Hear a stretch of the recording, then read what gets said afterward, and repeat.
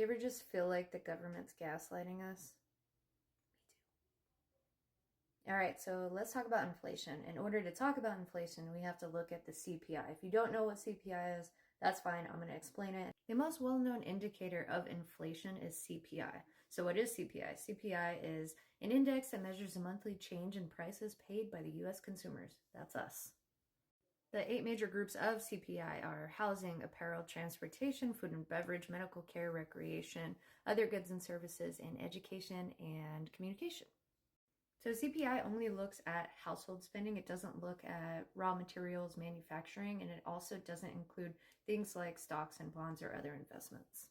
Okay, so here we have the tracking of monthly inflation. These are percentages. Something I noticed whenever I was going through these charts is that since 2022, the rates have been dropping significantly. And because the biggest drop that I noticed started in the very beginning of 2023, I decided that I was going to go ahead and investigate that. Something that I came across is that the weights are calculated differently now than how they used to be.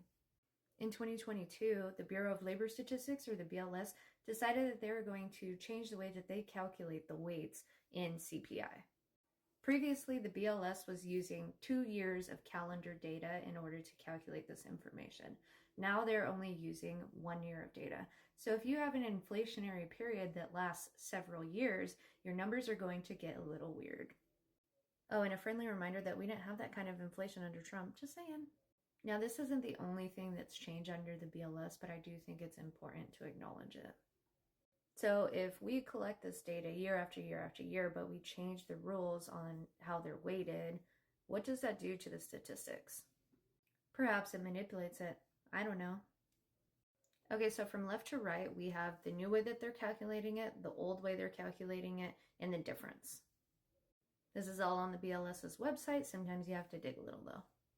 Another way that the government is able to kind of artificially manipulate these numbers is by getting the Federal Reserve involved and hiking up interest rates, pushing up the unemployment rate, and giving government subsidies to the different categories like housing or healthcare, if that sounds familiar.